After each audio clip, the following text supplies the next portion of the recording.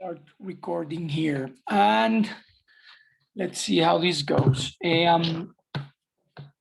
Okay, so we are in our fourth week now, and couple announcements or issues, preliminary issues that we need to inform. I have been reading your paper ideas. There's a lot of interesting stuff there, and in fact, I am going to use your ideas for some of what we're going to be doing today, and I'm going to ask you to develop a little bit more on these ideas. So you will see in a few minutes what am I thinking, what I'm talking about, because I think that what you wrote are useful elements for this idea of using game theory to study these problems of environmental dilemmas. And I will be sending you details, suggestions, annotations on your assignments. So hopefully I will be able to finish that up this week for you.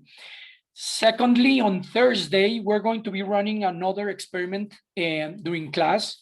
So probably at the start of the class, we will be doing that. And I want to do a quiz just to make sure that you guys are grabbing the concepts and the tools that you have been reading in chapter 4, and especially what we are doing today. So I'm going to do a quiz with this same idea of the Zoom polls. So that should be happening this coming Thursday. Next week, also, we're going to be having a quiz, but in the other direction. I am the one who is going to be quizzed. So I have requested the Learning Center at UMass, who offered that if we are interested, we can get a survey, an evaluation of the course. So you will be sent an anonymous link that probably next week during 10 minutes of class, I will leave you on your own to write down this survey. This is a confidential and anonymous survey. I will have no access whatsoever to those data. So this is conducted by the Learning Center, and they will then contact me with the results and suggestions and the like. But to me, it's going to be very valuable to get feedback from you guys. In fact,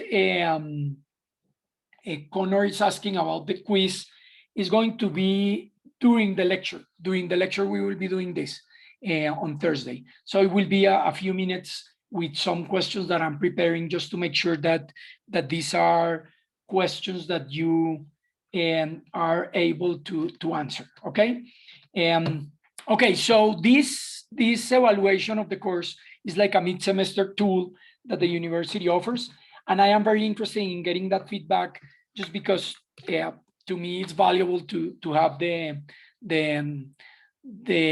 feedback from you guys and from these people who are experts on these things. So we will see how that goes. So that's going to happen next week. I will be sending in advance some information on how we are going to be doing that, and they recommend that we do it during class.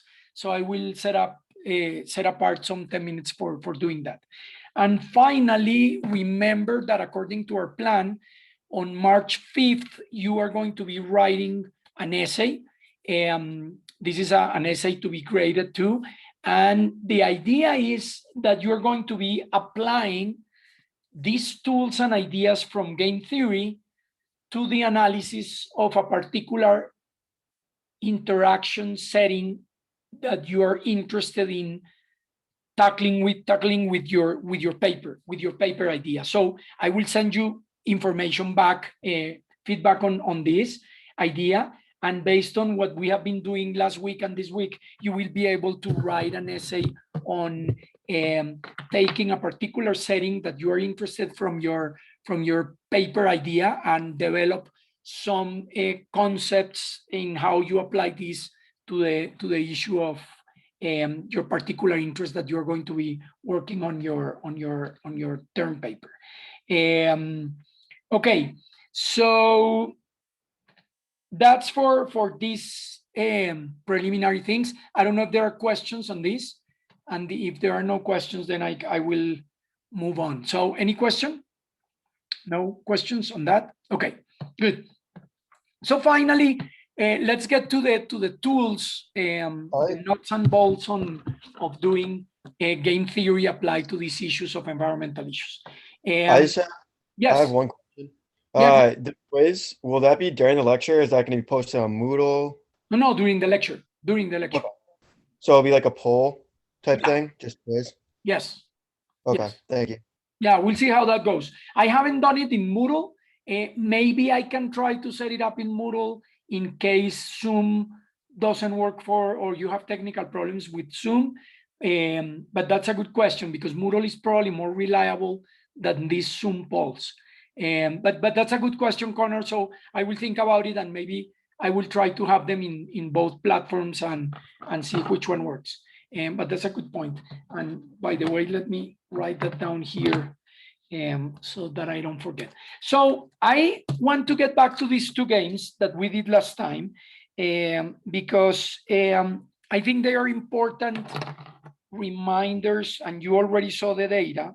But I want you to think of those two matrices right there because you had to make these decisions depending on you were a column player or a row player. You had to choose between left and right if you were a column player getting the red payoffs. And if you were a row player, you had to play top or bottom and getting the blue payoffs. So I want you to remember this in your head and when you were playing, and I want you to think on how these data that were produced from your own choices reflected some interesting differences between the two games. Okay, so I want you to think about that in the sense of why exactly is it that we have these striking differences, and then get into the nuts and bolts of game theory to generate a good prediction of why this was happening. Okay, so let me get here this so that I don't forget here. Good.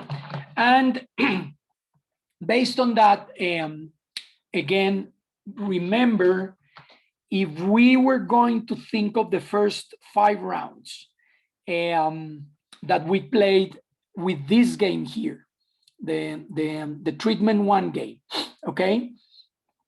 What you see clearly here is that the column players were choosing in the vast majority of times and with a trend towards the last 2 rounds of everybody playing left, okay? Because the row players in that first game, the row players were choosing also in a great vast majority, and especially again in these 2 last rounds. Look, they were playing bottom because this is the percentage of people playing top. You ended up in this particular setting. Whoops, hold a second. I'm going to try to write down here and maybe let's see if I can change the color here so we have a different game. This here was attributed to the reason that we ended up here and we ended up here, okay? Now, this was achieved by each one of you without knowing who were you interacting with. And this is very important. And you were making the decisions simultaneously. You were not coordinating or writing a contract or cooperating or communicating with each other to achieve this result. That the column players were playing systematically left and the row players were playing systematically bottom. Okay? Then in the next game, in the following 5 rounds, and I'm going to change this with another color, let's use this purple one. Here you can see that now things are a bit messy. Okay, so the frequency of the column players of playing left now decreased, and now we see this 60%, less than 40%, 60 something percent, 60 something percent, and so on. Okay, but also the frequency of players, the row players, choosing bottom now increased, and now more people were playing bottom. So if I show you from here in this game the choices, and now I move to results in terms of payoffs, how much money you were making in those games. Okay, again, treatment one, this treatment one here is the first game, which is basically this top game here. And treatment two is the second game, this game here. You can see here that in terms of the frequency of earnings, because remember in this game, you could earn either $1 or $2 or $3 or $4. For the vast majority of cases in this histogram, you see that most of you in most of the rounds were making those $4. And the only way to get $4 is to make sure that you end up in this point of the game. That is the column players choosing left and the row players choosing bottom. And it seemed to have worked. And there are some interesting features of this 4-4 outcome in the game. Now, in the second game, in this second game, notice now the histogram, the distribution of earnings. Again, in this game, you could also earn $1 or $2 or $3 or $4. But now the frequency of people making $4 was way lower. And some of you sometimes were making $1, $2, $3, $4. So it's a striking difference between these first 5 rounds and these second 5 rounds. So if I average out the earnings that you made during those 5 rounds, notice that in the first 5 rounds, you were starting on average, you were making a little bit more of $3, and then you jumped for $4. And in the last 2 rounds of that game, you were all making $4. But in the second game, that average started somewhere between $2.50, a little bit more. And in fact, notice the trend here is increasing and the trend here is slightly decreasing. And it is likely, if we had time to run more rounds of this game, that this first game here would have converged towards the 4-4, whereas in the second game, it was different in the sense that you probably could have been converging towards the 2-2 game, the 2-2 outcome. And we're going to be making sure that you get right the whole set of tools of game theory to be sure to analyze from game theory, why is it the case that in this first game we have this kind of distribution of earnings, and in this second game we have this distribution of earnings, but we're going to be working more on the mechanisms that seem to be driving the results towards one equilibrium in one game and a different equilibrium in the other game. Okay, so that's the introduction to that, and then let's think about game theory in general, in abstract, and from your reading of chapter 4, but also if you have had, some of you have had already some exposition to game theory in another course. I want to make sure we get all this, we are all in the same page. And one of the key things that I like when I teach game theory is the following, is 2 important words that we need to maintain always in our minds: strategic interdependence. By strategic, I mean the fact that when you are within the domain of game theory, or if you are analyzing a situation in the real world through the lens of game theory, when we say strategic, I mean each player is going to be making decisions based on what that player thinks that the others are playing or thinking. Okay, so if you think of chess, in chess, it's very easy to think that every time you think of a possible move on the board, you are going to quickly think, what is my opponent going to do based on this decision? But it's going to get more complicated than that. Because it's not only what I think the other player is going to do, but also what do I think that the other player thinks that I am going to do? And then add one more layer. What do I think that the other thinks that I think that the other will think? And so on and so on. So master chess players do this iteration between the two players. What do I think that the other thinks that I think that the other thinks, and so on, for much longer than we regular humans. If we can think of 1 or 2 or 3 iterations, we are on the good track. But if you think of the long haul of a master chess player, they can go all the way to the end of a play. Okay?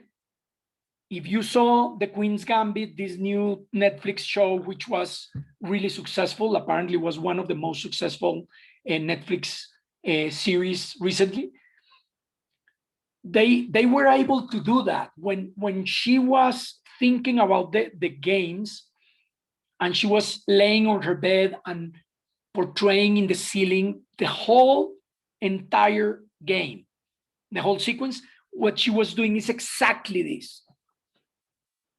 So that's the word strategic. The other keyword is interdependence.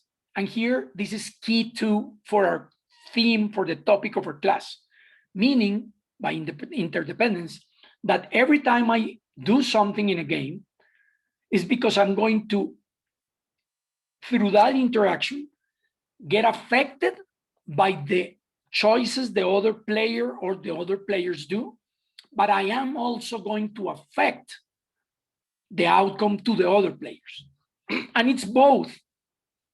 And if you are reading carefully the text, and in fact, in opposition to conventional texts in game theory, the evidence is quite robust that we think of the consequences of the actions of others on our own payoffs, but also we are thinking on the consequences that we create on others.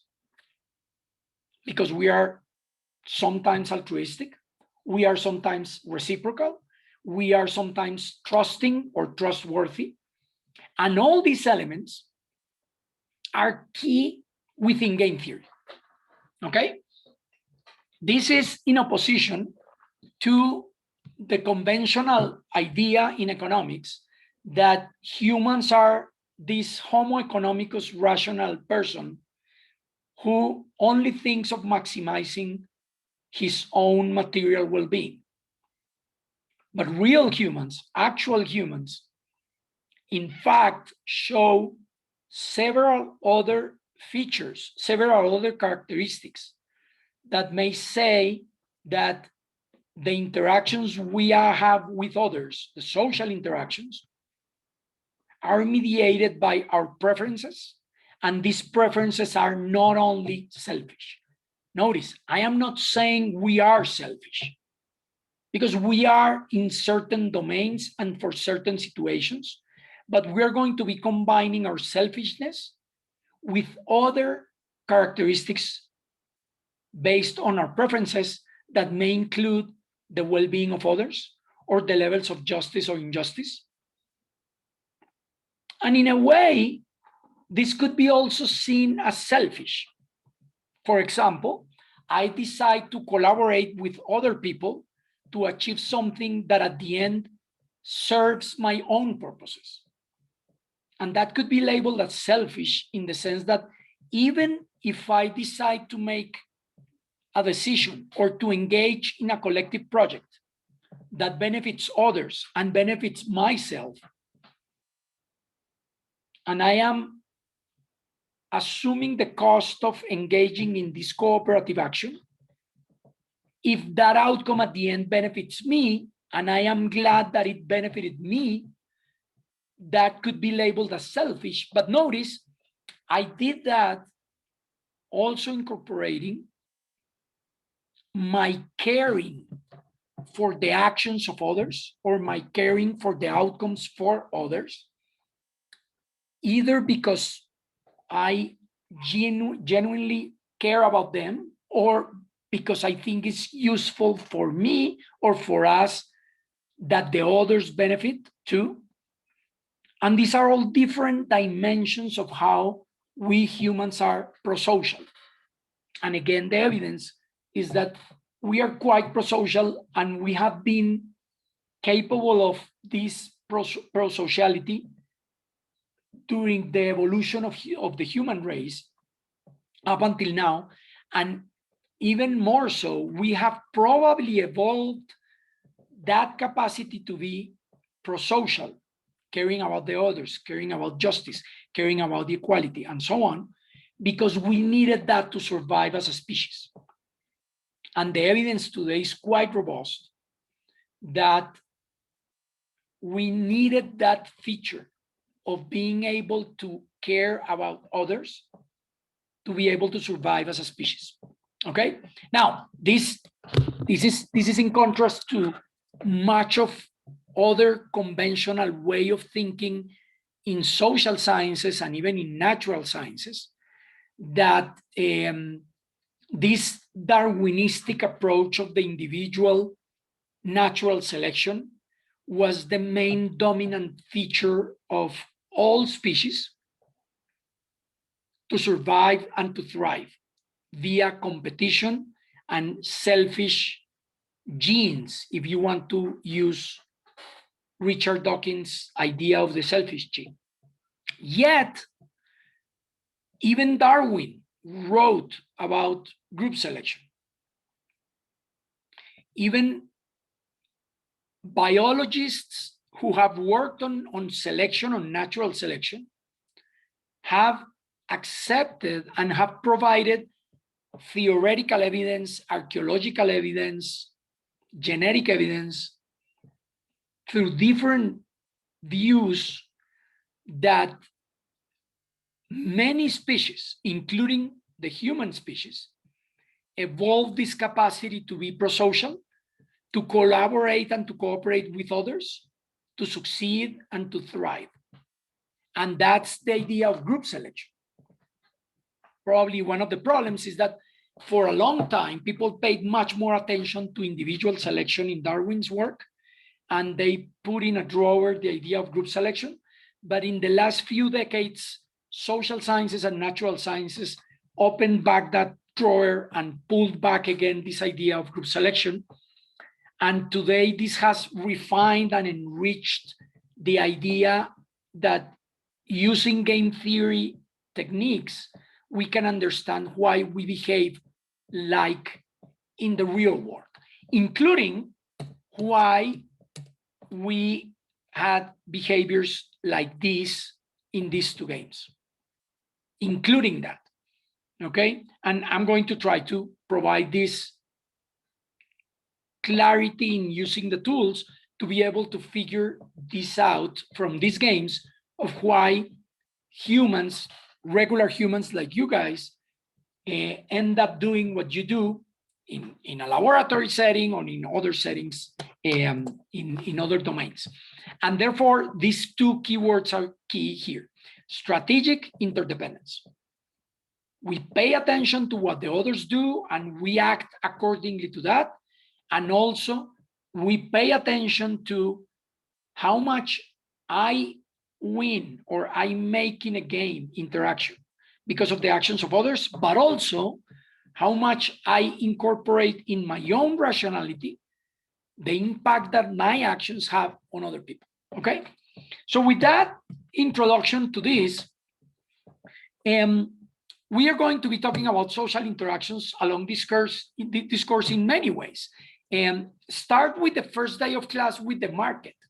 You were interacting in a market and you were making decisions on your bids, whether to bid or ask for making a transaction in this competitive market. But notice you probably were watching what the others were doing. If you remember in the screen, you were seeing information about what the others were doing in terms of bids by others, asks by others. And if you were a seller, you were paying attention. If you were a seller, you were paying attention to not only what other sellers were offering, to see if you could improve your offering by lowering a little bit your offer, your ask, so that you could compete for a transaction and be able to sell one unit. But you were also paying attention to the bids by the buyers.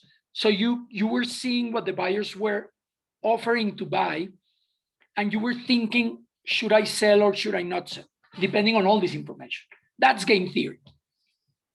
So you were evaluating not only this information, this private information that you had of your production costs if you were a buyer, a seller, or your intrinsic value if you were a buyer, but you were also probably evaluating the information of the others in terms of all this bidding setting in which everybody was sending information on how much to buy, how much to sell, okay?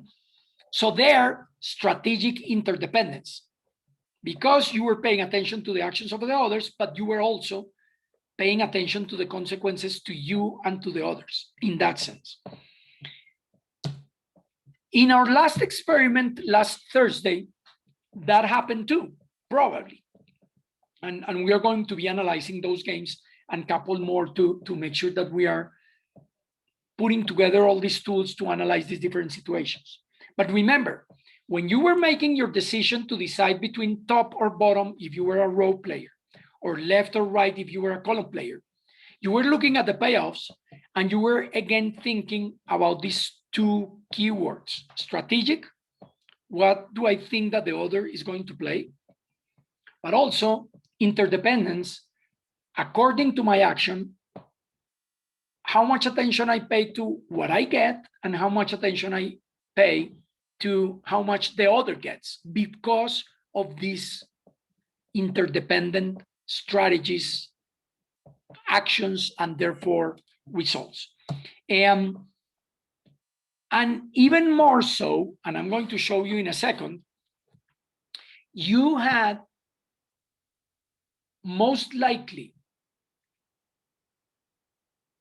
maybe unconsciously, when thinking about your term paper idea, a few elements of game theory in a way. So what I mean is that there are this idea of interdependent strategic interactions that are going to be key for your term papers ideas. So I try to compile those here in clusters. So take a look at that list, because you should all be there based on your term paper ideas that you sent. And what I want you to think carefully from what I put there, and you will see some of you in one item, in one bullet, because you had related ideas in a broad sense. What I want you to think right now, and I'm going to call you randomly using some of these names, to give me an idea, an example within the topic of your term paper, within that theme or topic, where do you see a clear case when two or more players are going to be interacting, and depending on the decisions on one or the others, the outcomes are going to affect one or the other one or the others or all together, okay?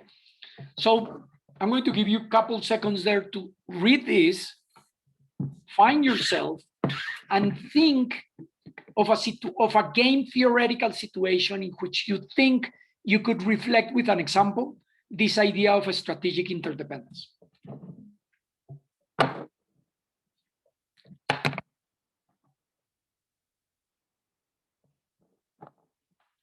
And of course, what you are reading there has some clues, but I want you to develop a little bit further than that.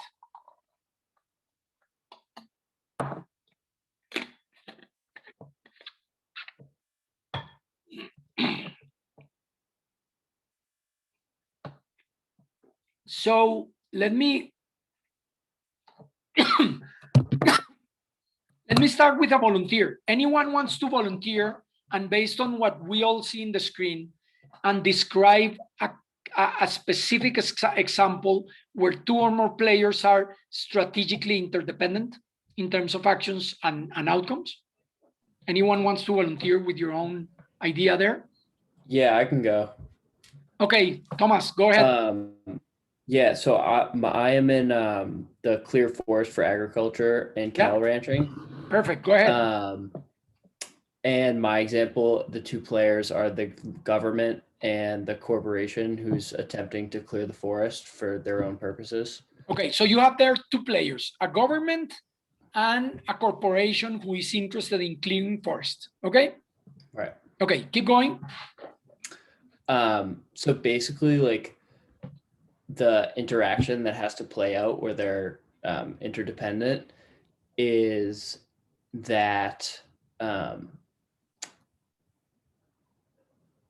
the corporation wants to clear the forest to make money, and the government wants to, they'd profit off this as well, but it very much affects climate change. So then they have to deal with those stakes as well.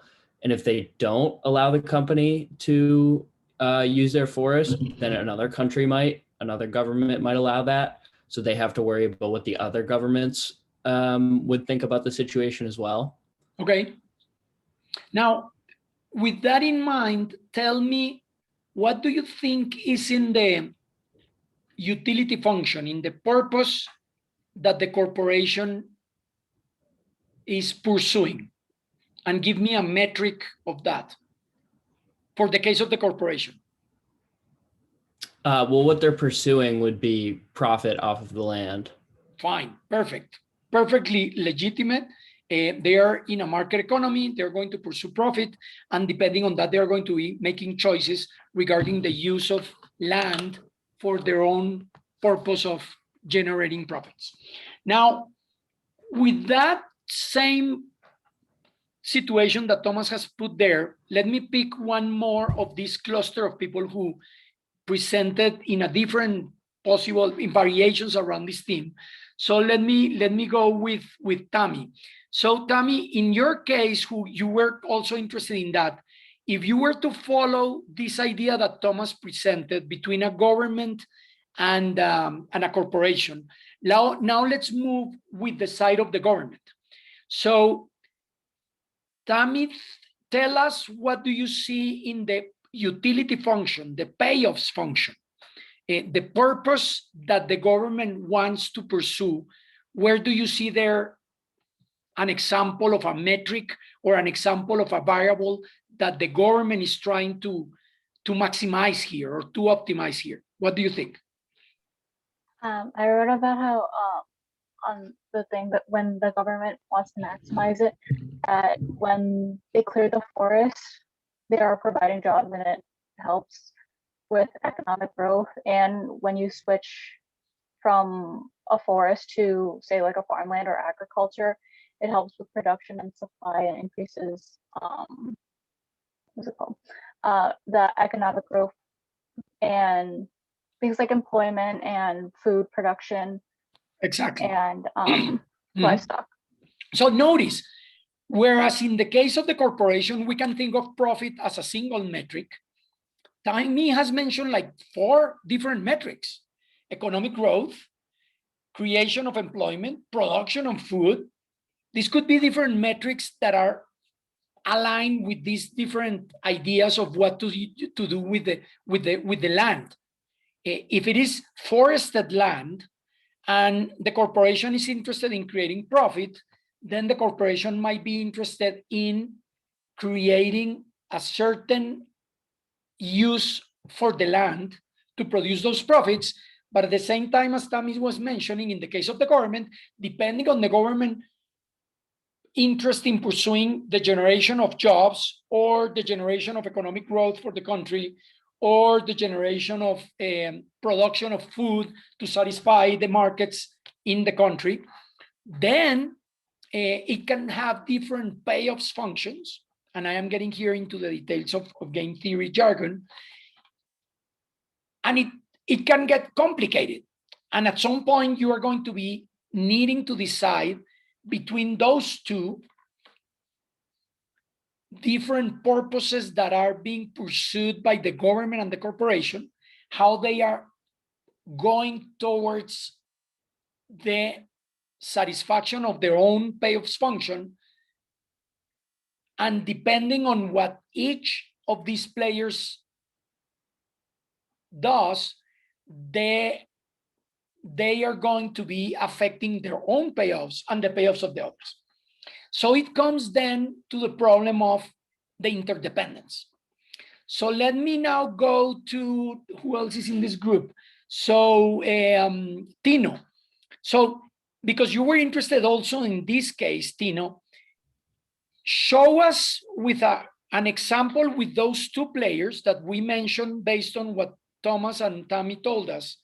How do you see each player actions affecting the purpose or the objective function or the payoffs of the other player? So give us one or two examples where you see that the action of one of these two players is affecting the payoffs of the other player. All right, so they were talking about the government versus landowner.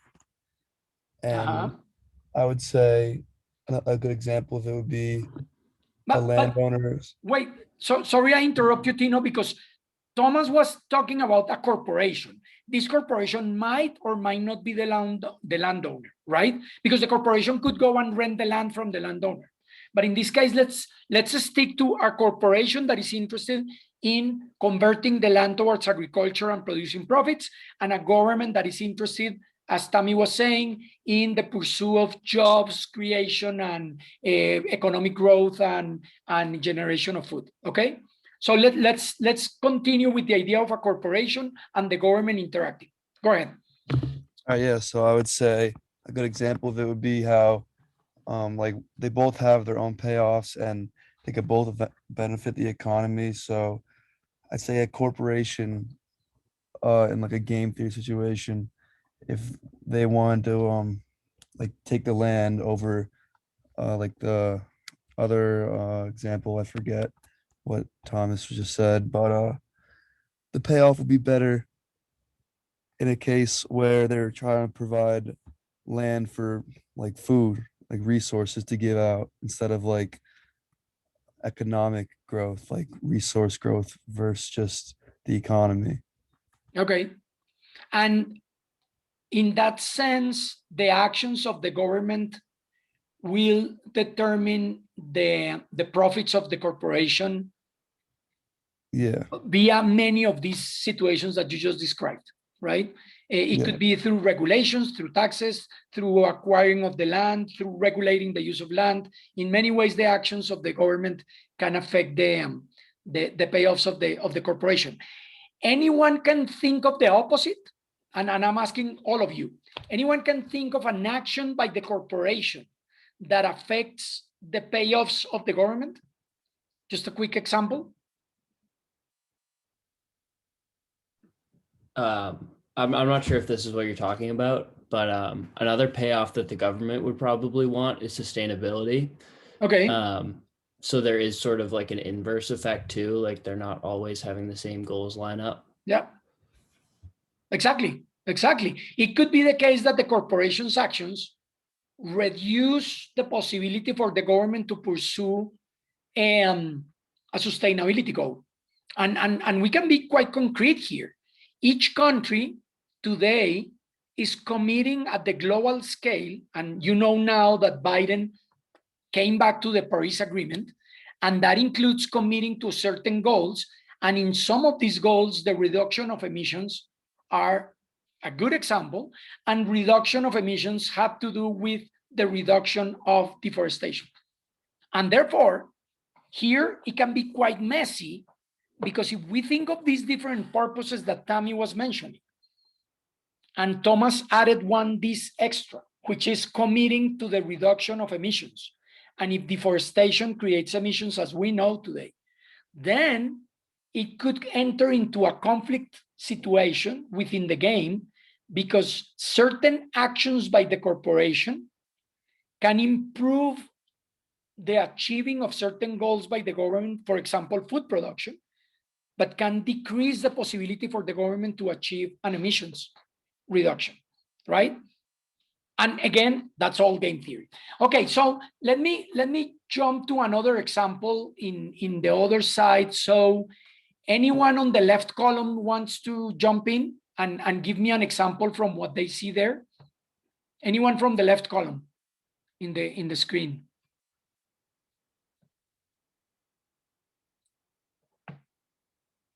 Do you want me to choose? Should I? So let's see. Thomas, give me only the last digit of your social security number. Only the last, or the last digit of your ID, of your Spire ID. The last digit. Which one? 9. 9. 1, 2, 3, 4, 5, 6, 7, 8. It has to be the next column. That was you guys. So I'm going to go with the next one then. So Crystal, you wrote about the idea of this possibility of moving towards local markets and local production. Give us an example of what you see as a game theory type of interaction between two or more players that are in the interdependent interactions and the goals that they were pursuing. I was thinking of like the cooperation needed between consumers to make local food or local products worthwhile, because for an individual consumer, like most times when you're looking between locally grown or locally produced options and something to buy at a large corporation, like the price difference is really extreme. However, if you look at how much money goes back into the community, it's like 200% of what goes to your community for, a large corporation. So then that inherently, impacts, quality of education, the quality of, the local government, things like that. So okay, you're giving up the money in the first round, but in the second round, there's more of a general impact. Perfect. So with that in mind, with that interaction that you're describing, give me two players and actions, examples of actions that these two players can have in this game. Give me examples of specific players. A consumer is one of them. So let's think of a consumer and let's think of another player. It can be either the same player or other type of player, and see how these players interact. Another example could be like either local or national, like federal government, because like subsidizing local production versus getting money from corporations. Okay, so you're thinking of a local food producer and a government that it's going to either subsidize or not this production by this local producer, right? So that's a good example, because then each of them are going to depend on what the other player does to be able to maintain its business. Let's say for the local producer, depending on whether it is subsidized or not, whether it can continue producing certain food at a good price so that in the market, consumers are interested in buying at those subsidized prices so that they can maintain this local business in operation. And therefore, if this local business maintains its operation, then it can create this chain of events that Crystal was describing before, which means local jobs, local taxes collection, provision of public goods, and the like. Now, it would be more difficult to think how the actions of the local producer may impact the purposes of the government. Do you see there a possibility? What do you see there?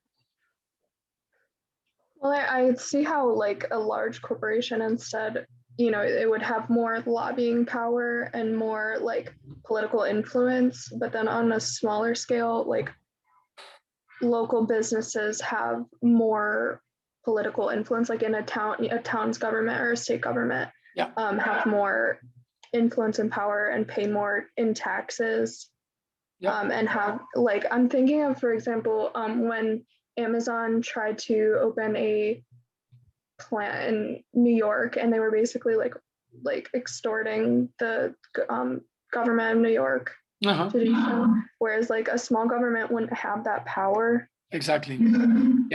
Yeah, that's a good example. Now you're then adding extra layers of complexity, but I think you're understanding the key here. Depending on your actions and their dependence with other players, we all end up or can end up in situations in which everybody wins or some win and some lose. And Crystal brought up here something that it's key in this course, which is the issue of power. Because in the previous example, when we were talking about this corporation and the government and the decision whether to protect a forest or the decision to clear the forest, it's going to depend a lot on the power relationship between the government and the corporation. So which is the corporation? Who owns it? What kind of links they have with the government?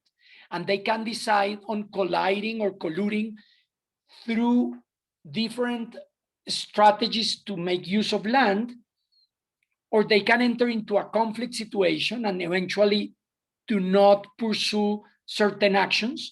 And depending who holds more power, certain actions are going to be forbidden or not, or certain actions are going to be incentivized or not. And Crystal is making here an interesting case, because now you can think of a small food producer, a small local producer, and a big farming producer, agribusiness type, negotiating with the local government or the state government or the national federal government. And depending on that capacity to exert this power, they are going to be able to achieve what they want. And sometimes that could be in the benefit of the other player or in detriment of the other player. So that's yet one more interesting example. Let me finish up with this group here, which was several of you, Catherine, Harrison, Ogechi, John, Joe, and Jesse, who were thinking about the issue of different types of energy. And here it was phrased in different ways, but all of these cases, all of you guys were writing about the issue of dealing with a transition or a change of the source of energy that we're going to be using. But in that case, with different features, different dimensions of what we need to analyze in terms of the types of energy, renewable versus non-renewable. Of course, each of you had different motivations for writing about this, and you are going to be working on your own paper in different ways about this, but I put you here in this same group. And many of you mentioned in more or less detail the issue of renewable energy like solar or photovoltaic energy. And others mention explicitly or not the case for fossil fuel-based energy or the explicit case of coal. So I wanted to ask any of you there if you wanted to give us yet one more example of two players interacting in this game regarding renewable energy or not, and how the actions of one of the players affects the results of the other players. So anyone in that group wants to say something? I can give it a shot. Go ahead, Catherine. So in terms of two players, sorry, I have puppies playing in the background. In terms of two players, No problem. there's like companies which profit off of oil and like fossil fuels because it's a huge business and people make a lot of money off of it. And then there's like societal welfare as a whole, like society and like the average consumer, like the average person versus like these big companies that can profit off of it. Yeah. Okay. And yeah, oh my God. No, don't worry about your dog. That's okay. Oh my gosh. Hang No, on. don't worry, Oh, no. don't worry. Go ahead. Keep going. Okay, so Yeah, go ahead. basically, yeah, so in my like proposal, I talked about the transition from using these fossil fuels to using renewable energy instead, to like benefit society as a whole.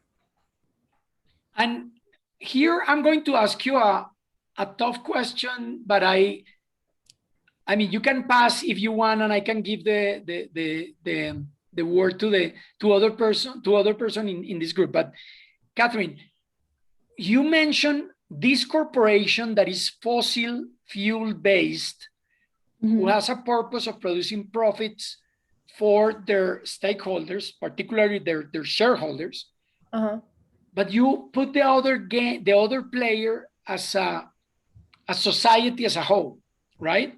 Yeah. Now, when we talk about the corporation, it's quite easy to think of the corporation making the decisions through a clear governing body, right? They have the shareholders, they have the board, and they have a CEO, and through that CEO, they make decisions whether to whatever, change technology, increase exploration, reduce prices, you name it. But what about society? Who is making the decision for that player that you call society? Who decides there? Who is the decision maker of that you call society that is going to be playing this game? How do you see that? Well, in my proposal, I didn't really think about game theory, so this is kind of just off No, the top that's of my fine. head. And let me interrupt you there, Catherine, because this is important. Notice, I didn't want you to do that. Now in the essay that you're going to be writing soon, now is where I want you to use game theory to think exactly of what you are now trying to put together in your head. So in a way, what we're doing today is it's like a previous stage towards your essay. So go ahead. How do you see it for the society player? Well, I guess it's like such a broad group that there's no like solid decision maker. I guess it would be more the government that would put policies in place enforcing renewable energy. Okay. Yeah. Okay. No, that's fine. Because notice, we think that the government is represented the majority of society, right? Because government was elected in a democratic process. And if we think of government being representative of those preferences of society, as Catherine was saying, then we get into the politics of that, right? So depending on how much the corporations that are pursuing a certain agenda regarding the use of energy, they are going to be closer to elect people that is supposed to represent society, but also especially representing certain goals that these particular stakeholders have. Think of Congress too. Congress is supposed to represent society, and the diversity of Congress represents society. But we know that because of the political functioning today throughout the world, and without excluding the US because it's one more case, certain Congress people are elected thanks to the funding or the help of certain private interests that are coming into the game. So this is why this course is titled The Political Economy of the Environment. So this is a key good example of what we are saying. So with this example that Catherine was saying of thinking society and a particular corporation that is based on fossil fuels, right? And maybe thinking of society being represented by the government, or thinking of a specific game between government and fossil fuel based industries, then the game can go to different results. So with all those, I think you're getting more or less the point. And the rest of you, this is how you are going to be start thinking for this essay that you're going to be writing for using this language of game theory. So wrapping up the main concepts, and again, because this is going to be crucial for this course, because of the environmental social dilemmas, the idea is that when we think about social interactions, we are going to be thinking about how the self-interest of players and the general interest of all players together are going to be interacting. And sometimes the results are going to be benefiting some or all, or sometimes even none of the players, okay? And that's the idea of using game theory for this. But notice, in reality, things are a bit more complicated. In a way, if you think of most interactions, somehow they involved a little bit of a problem of coordination, a little bit of a problem of cooperation, and a little bit of a problem of conflict. With these three dimensions, and sometimes some games involve all three, but let me go one at a time. Think of a coordination problem like driving on the right in the United States. So when you were, I don't know, maybe 12, 13, you started with the idea, wow, soon I'm going to start learning how to drive. And when you were 16, you could get a driver's license with certain limitations, and you started driving. And very soon in your lifetime as a driver, you learned quickly that when you were going through a road, and a narrow road, you would bear to the right, and you would expect the other car to bear to your left, that is her right, okay?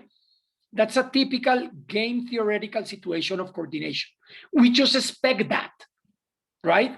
You don't just stop the car and get out of your car and go talk to the other driver and say, okay, let's do this so that we can all fit in the road and pass each other. I am going to go to the right, but please you go to the right. No, you just expect that. That's a typical coordination game.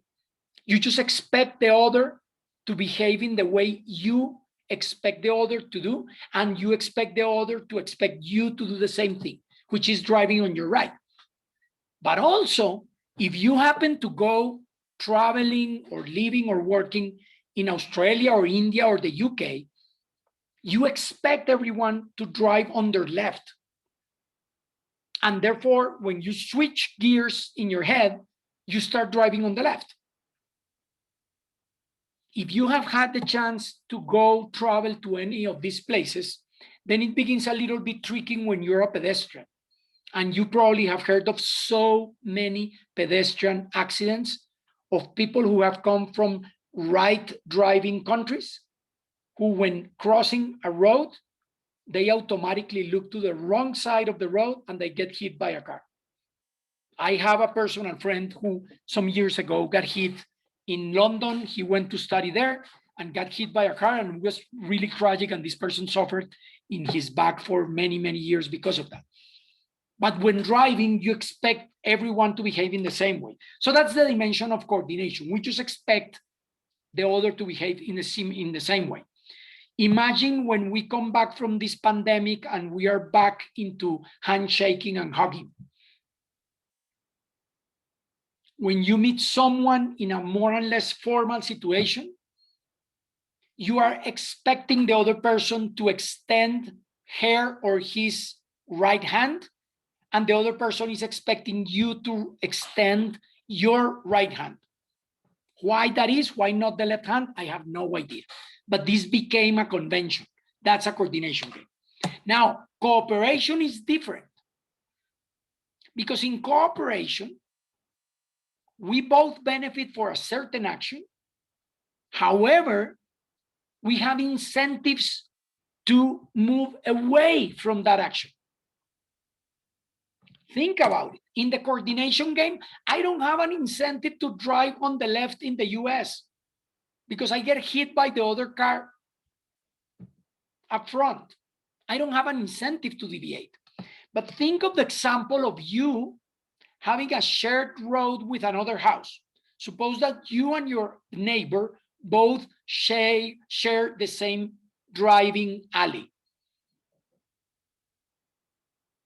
Yes, it's better if the snow is cleared in that alley so that both of you can get out in your bicycles, cars, or walking. But you have an incentive to get out of that action by free riding on the other player to clear the snow. So if you begin noticing that your neighbor wants to get up early for work and needs the snow cleared earlier, then you sort of feel okay that your neighbor has a greater incentive to clear the snow for herself, get out in the morning, and then you don't have to do the effort of waking up early in the morning to clear the snow, and then you can move through the alley with your car because the snow was cleared. But it is a cooperation situation because both of you benefit from the action being taken, that is, that both somehow achieve this of clearing the snow. How you achieve it? Many different mechanisms. You can put together money and pay someone to do it, but it would be uncomfortable for you to be the only one paying someone to clear the snow and your neighbor free riding on your own doing of that. And at some point you are going to be talking to your neighbor and say, hey, let's do something. Let's split the bill. Or you do it Mondays through Friday through Wednesday, and I do it Thursday to Sundays. Or I do it this winter and you do it next week, right? So that's a cooperation situation. And finally, a conflict situation. Imagine that you and a partner create a business and you need to bargain over the division of the profits between the two partners, right? And this is not easy because, again, with your partner, you might have different ways of dividing that pie.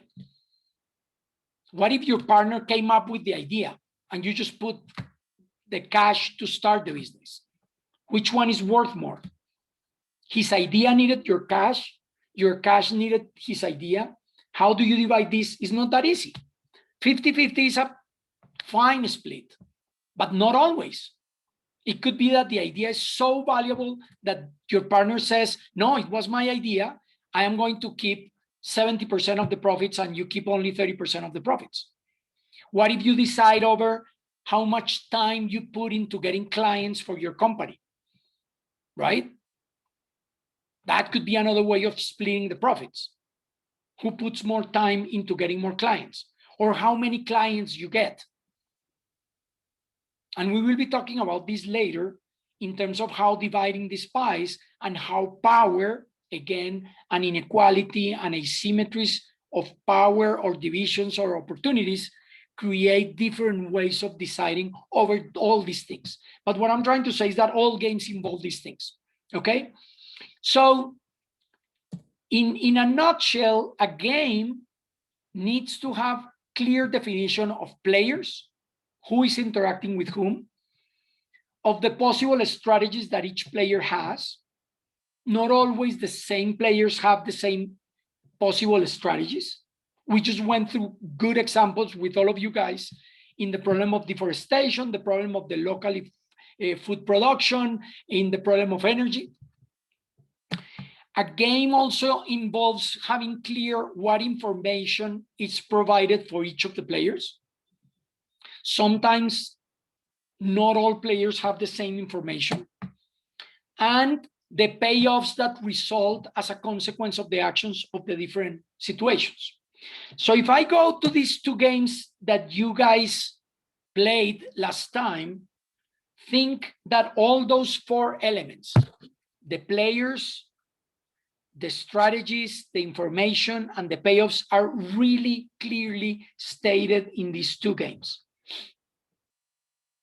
We know who the players are. We know what strategies they can play. We know what information they each has or not from the others and from the situation and the payoffs, okay?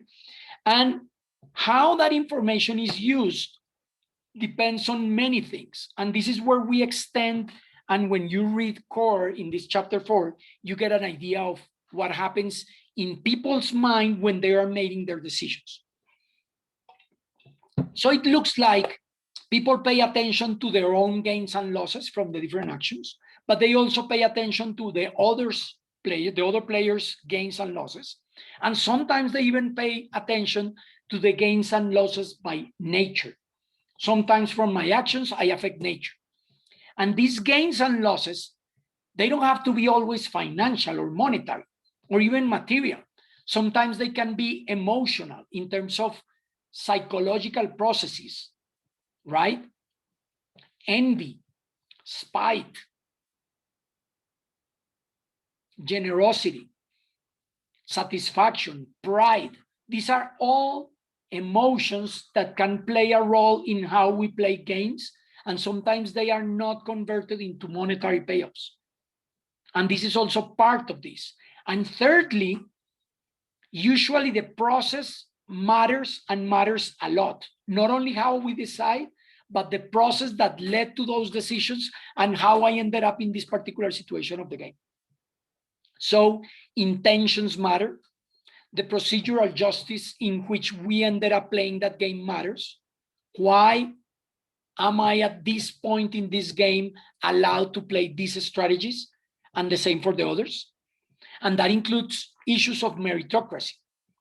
So there are very interesting experiments in which you create a quiz, and in that quiz, based on your intellectual skills, you gain recognition against the other players, and that recognition that you gained from your own performance in this quiz changes the way you play, but also changes the way the others play and how the others value your own game play.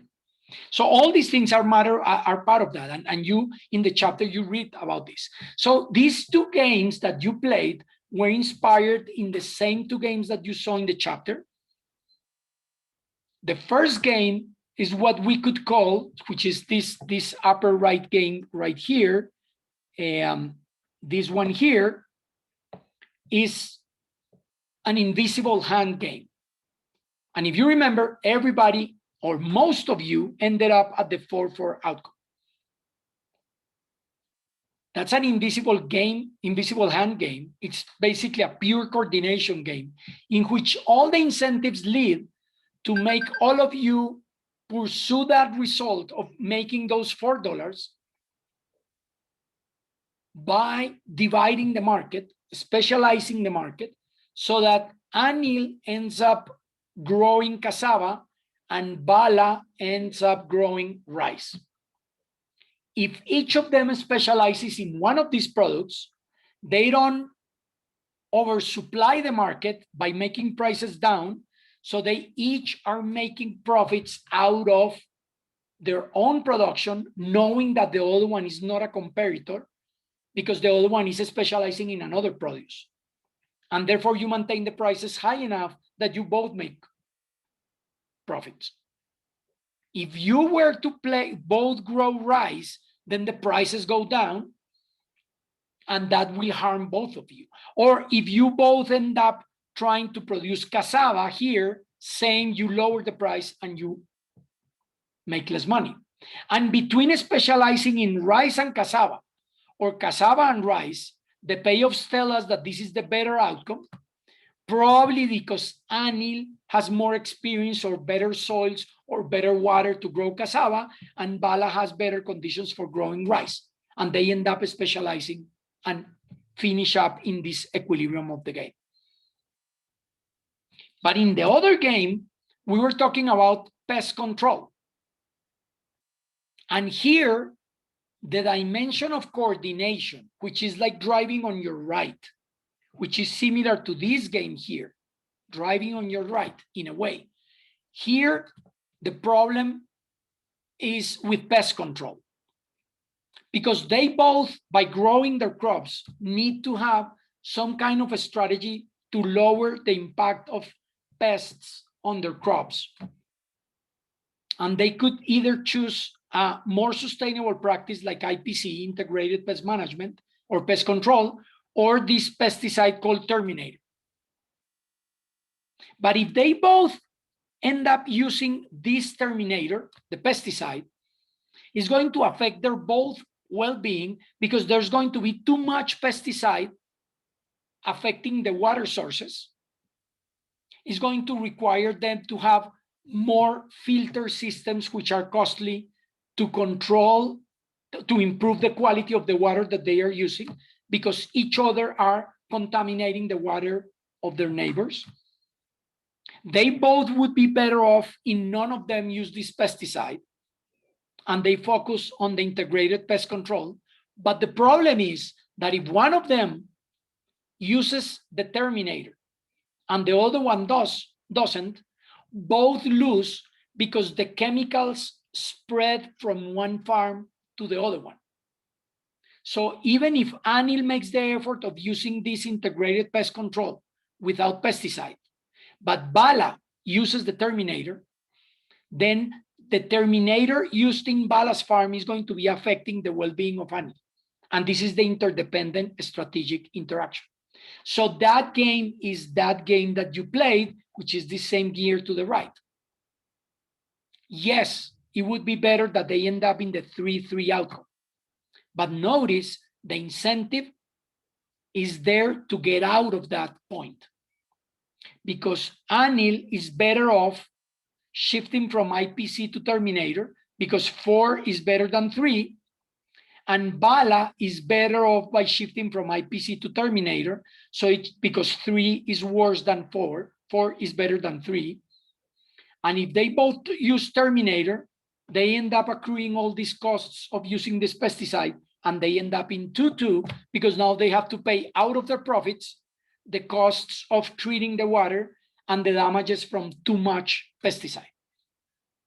Notice this here is very similar to what happened to you guys the first day of class, which is you ended up trapped in producing cars, selling cars, buying cars, and having to use those profits to pay the costs of adaptation and mitigation from climate change happening because of the sum of the cars being traded in the market. That's very similar to this situation here. So you make profits and you end up paying part of those profits back to pay the costs of the environmental damages from the actions. So that's a summary of these two games that I'm going to upload into the Moodle for you to watch. And with those ideas, I want you to go back to the chapter, review those notes, because what I'm going to do is to give you these type of examples of games or other different games. And I'm going to ask you on Thursday as a quiz on how you apply these different concepts of a dominant strategy that you read there, of what incentives are there for using one or the other strategy, what are the players, what are the strategies, and so on, so that we can evaluate these ideas for the use of game theory for that. I was going to talk, but my time is up. But I was going to ask you, but actually, let me ask you quickly, which of these have you seen? And we end with that Zoom poll here. Basically, because this is a lot of game theory, these two movies, but I don't know if you're familiar with the Humans comic by Will Eisner. So you probably have either read the comic of Dark Knight or the comic for V for Vendetta, or you have seen the movies, or both.